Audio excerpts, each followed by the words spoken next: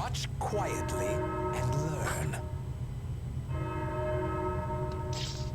Soulcalibur II. This is actually I think it's either the third or fourth, depending on how you count Soul Blade and Soul Edge prior, iteration in the series, because math is hard. And this is the one that started off the trend of what really makes this series famous. Cameos. And going into this, I was kind of under the impression that that was basically what this series had survived on, because I've played one or two of these and I wasn't all that impressed. This one, however, may have changed my mind at least a little bit. Now, the story to this game is the Blades of Fate fight the Blades of Destiny and something souls, and also possibly calibers. I don't think there is an actual story to Soulcalibur, honestly. I know there's a story about some guy who gets a sword and ends up becoming like this guy who's driven mad by it, and even the good sword is evil in its own way or something, but in my experience, none of that actually came through in here. I played through the arcade mode. There was basically no story to that. There were some really hokey, like, intros for each character that kind of sounded like the most generic things ever about the Blades of Fate fighting the Blades of Destiny or something, and yeah, honestly, I don't think there's really much of a story here. And of course, Soulcalibur is the game of which there are cameos. And depending on which version of this game you get different cameos. If you get the PlayStation 2 version, you get one of the Tekken guys. That feels a little bit out of place, seeing as this is a weapon-based fighting game, and Tekken, from what I recall, is a fist-fighting game, but okay. If you get the GameCube version, which we are playing here, you get Link, which of course makes this the must-have version, but at least the character is a lot more fitting. Link coming from Zelda, which is of course a game rooted in Western medieval sword-fighting fantasy, so you know that fits quite well. And if you get the Xbox version, you get Todd McFarlane's Spawn. One of these things is not like the other. And yeah, Spawn, for whatever reason, is just entirely out of place and feels entirely atonal compared to the rest of the characters. I'm not sure why they decided on that, but apparently they did get Todd McFarlane in to design a couple of characters, so I guess he got to throw in his own exclusive character? But yeah, the GameCube version is absolutely the must-have one, because, well, obviously. So let's just start off with the standard arcade mode. It's basically what you'd expect. You go through a ladder of different fights, and eventually you fight a final boss in the form of some guy that's on fire. And it's your basic arcade mode. Nothing too special here. However, what really sold me on this game, and what actually makes me really interested in this game, what intrigued me about this game, and what really got me enjoying this game was what was known as, I believe it's called Weapon Master mode, and that is more like, we took this game and we kind of made it an adventure slash kind of RPG. And I ended up sinking a good couple hours into this mode. Essentially, you pick your character and then you're dropped into a map. You then have to select all the different areas in the map, complete them to finish this one chapter, then move on to the next one. What's interesting though is, while each of these areas is a basic fight, they actually all have different permutations, rules, and challenges associated with them. One fight might have really low gravity, and the only way to hurt your opponent is to hit them while they're in the air. Another might have landmines, so the moment you get knocked down, you die. Another might feature heavy winds, and the only way to defeat your opponent is to throw them off the ledge. I managed to play through until the final chapter in this mode before I finally said I have enough footage, I need to review this, and I was still amazed with how many different concepts were being thrown out there for just individual challenges. And because it has so many different permutations, despite the fact that ultimately each fight is more or less largely the same and you will end up fighting the same person 10, 20 times over, it still feels fresh, it still feels new, and it's actually a ton of fun. Just to try and work around the challenges, as well as, you know, see what else this game has to offer. By beating these challenges, you unlock money, which can allow you to buy things from the store, which can be weapons, skins, little extra bonus things, as well as experience, which allows you to level up, which does, near as I can tell, nothing, as well as the potential chance to unlock weapons for your or other characters. And each of these weapons has, like, different effects. Like, one weapon might do more damage, one might have a shorter reach, one might heal yourself if you charge yourself up while using it. There are so many different weapons that change how your character could approach combat and the sort of situations you can put your opponents in. That's mind-blowingly deep. In every other fight, it feels like you're unlocking something new. New modes, new skins, new challenges.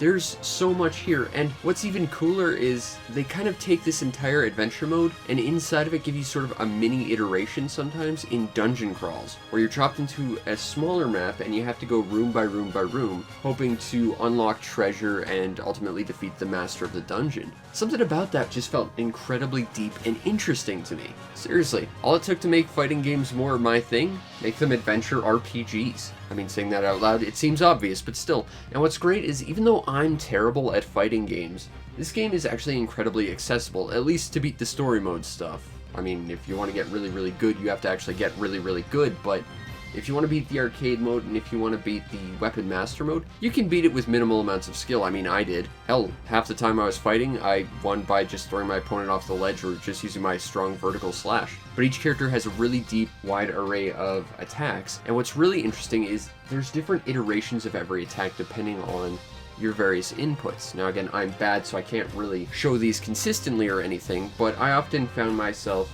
in situations where I was either fighting an enemy or they were fighting me, and we'd use one specific attack that worked slightly different. It was the same attack, mind you, but the approach and movement was so different that we kind of ended up sort of like ducking under the opponent's attack and still getting a hit. It feels like almost any attack could potentially be a counter, just depending on how you approach your opponent. And I mean, hell, like I said, I was spamming mostly throws because it seemed the most effective for me. The one character I played as alone had like 4 different throws, just depending on your inputs. That is wild. Seriously, I am wildly impressed by how much movement is actually in this game. Like, everything just seems to be so movement-based, and that makes even the basic fighting ridiculously deep. The gameplay, both in the arcade mode and what I consider to be the superior adventure mode to this game, is so deep, so complex. There's so much to unlock. Like I said, I got to the final chapter and I was still unlocking stuff left, right, and center. I was just floored by the sheer amount of content in this. Like, it is staggering. And what's more, I was having an absolute blast playing this game, despite the fact I'm not that great at fighting games. I was actively enjoying myself to the point where at one point I even said, you know, this is probably one of the best fighting games on the GameCube. I mean, I can name a couple, Gotcha Force clearly being the best, and, you know, maybe even SNK vs. Capcom 2, but this game is easily up there in terms of quality, in terms of content, in terms of fun and replayability, and of course, there's just so much here that you're gonna spend so much time just unlocking everything. If you enjoy fighting games, heck, even if you don't, because I'm not the biggest fan of them, this game rocked. Now, the presentation to Soulcalibur II, honestly, I think I said it while I was streaming this, this might be one of the best looking GameCube games. I mean, just looking at Link here, I don't think I've seen him look much better around this time or prior. And, you know, the environments are great. I think each of the stages is really, really memorable. I quite like the stage that's sort of flying off in the sky with like this giant ledge you can knock your opponents off into. I like the one that has the cherry blossoms flying around in the background. I liked, there was this one level that looked like a stage out of Mortal Kombat 2. There was just a ton of different levels, and again, I was still unlocking them by the time I finished, so there's a lot to see, and it all looks great, especially for the time. And audio-wise, well, the voice acting for the narrator is, I think the voice acting's fine. I think his lines are just stupid. I was surprised to hear this, but apparently Link is played by his actual voice actor for the time, so that's kind of cool. And, you know, the other voice actors seem to be doing an adequate job. The actual music, for the most part, is decent. I wasn't paying too much attention to it, obviously, because, you know, I was too busy getting my ass handed to me in a fighting game, but it seemed to be working pretty well, and yes, they did include some songs from Legend of Zelda to fit the cameo. So, you know, the audio design works, and combined with the visual design is pretty high quality, especially for the GameCube. I quite liked this. This felt pretty advanced for its time. Now, if you want a copy of Soulcalibur II on the GameCube, it's gone up in price a little bit since I last checked. I have been trying to get this game for quite a while. Disc only, it's about $20, and if you want it complete, it's about $30, which was about twice what I last saw it at. This, again, was part of a box of trades that my lovely girlfriend traded me, and I gotta say, this game was an absolute blast to play. I had a lot of fun with this, and honestly, having played the atrocious Soulcalibur Legends, having played Soulcalibur 5 just for the Assassin's Creed crossover, I can tell you, while this series has created a few more interesting iterations in some respects, I really like the create a character mode in some of those, even though I don't care for the fighting. This one I think got it done well. It's a little bit simpler to play than, say, Soulcalibur 5, and, you know, it's really, really deep, but accessible. And you know what? It's an absolute blast to play. I had a ton of fun with this game, and that says a lot because I'm not the biggest fighting game fan.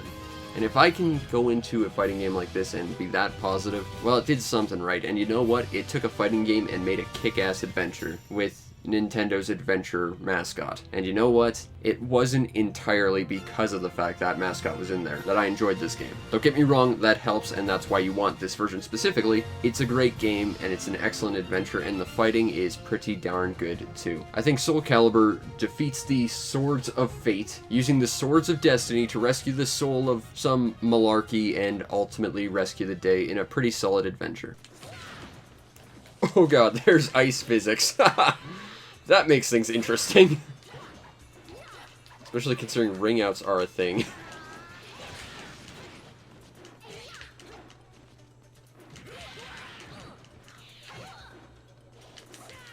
Whoa! Oh, come on. Oh, I can't feel bad about that. That was pretty magnificent.